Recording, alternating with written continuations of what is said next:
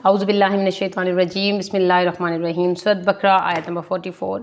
اتامرون الناس بالبر وتنسون انفسکم، کیا ہو گیا تم لوگوں کو؟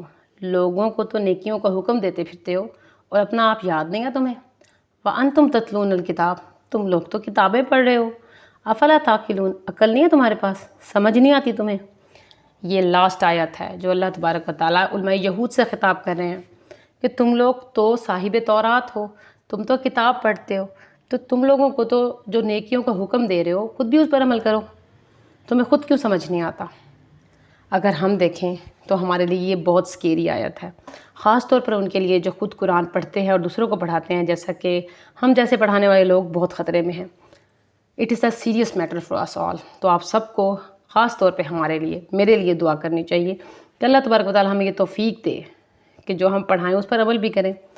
تو علماء سو آج بھی قرآن پڑھنے والے لوگ، قرآن کا متن تو محفوظ ہے، مفہوم، تفسیر، ترجمہ سب میں تحریف موجود ہے۔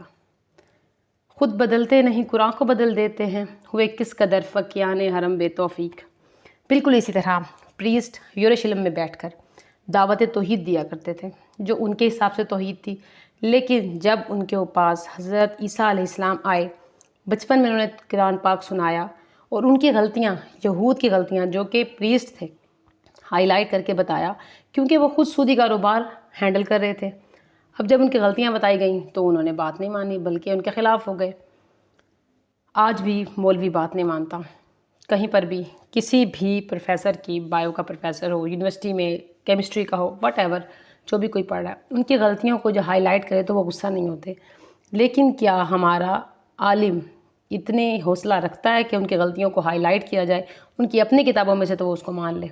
قرآن پاک میں اسی بات کو فوکس کیا گیا کہ ایکوائرڈ نالج ہو یا ریویلڈ نالج، سب اللہ کی طرف سے ہے، لیکن جب تم نالج کو لے کر آگے دو تو کم از کم یہ بھی دیکھ لو کہ تم خود پہ اس پہ عمل کر رہے ہو کہ نہیں۔ ابتدا بنفسک فتصدق علیہ، پہلے اپنے نفس سے ابتدا کرو، اس کو صدقہ دو۔ فإن فضل شیئا لأہلک، اور پھر کچھ بچ جائے تو پھر اپنے گھر والوں کو بھی دو۔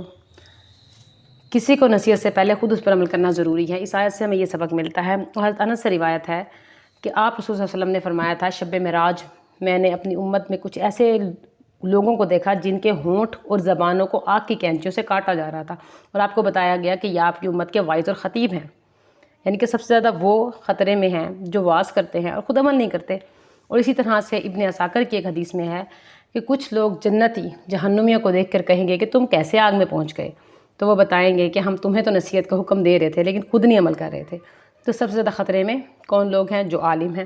اور یہ بھی ایک حدیث، بہت بڑی حدیث ہے، جس میں عالم کو اور شہودہ کو لایا جائے گا، ان کو جہنم میں پھینکا جائے گا، کیونکہ وہ دنیا کی محبت میں یہ کر رہے تھے۔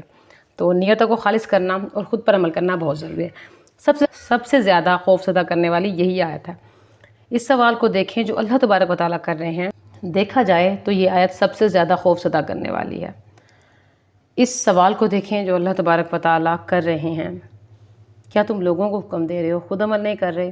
اور پھر let ask this question to our self, پھر ہم اپنے آپ سے یہ سوال کریں کہ کیا ہم دوسروں کو تو سمجھتے ہیں کہ وہ نیک بن جائیں، کیا ہم خود بھی اس پہ عمل کر رہے ہیں؟ How we are just in our homes, ہم کتنے زیادہ خود ایماندار ہیں۔ آج آپ سب کو سمجھ کیوں نہیں آ رہی؟ عربی میں عقل کہتے ہیں، عقل کرنے کہتے ہیں ٹائی، باندھنا، جس طرح سے ہم سکارف کو اچھی طرح باندھیں یا بالوں کو باندھ لینا، اس کو کہتے ہیں عقل کرنا۔ تو جو انسان اپنے ایموشن کو کنٹرول کر سکتا ہے، باندھ سکتا ہے اپنے آپ کو، وہ تو عاقل ہے۔ جو پی ایچ ڈی کرنے کے بعد بھی اپنے ایموشن پہ کنٹرول نہیں کر سکتا، وہ غیر عاقل ہے۔ Intellect is only to control your emotions. What is intellect? Intellect اپنے ایموشنز کو، اپنے ڈیزائرز کو کنٹرول کرنے کا نام ہے۔ جس علم کو ہم نے حاصل کیا ہے اس کو ٹائی کر کے، باندھ کے اپنے اندر رکھنا، اور اس طرح عمل کرنا کہ جب ہماری ٹیمپٹیشنز اور ہماری ایموشنز ہمارے سامنے آئے تو ہم کنٹرول کر سکیں۔ السلام علیکم ورحمۃ اللہ وبرکاتہ۔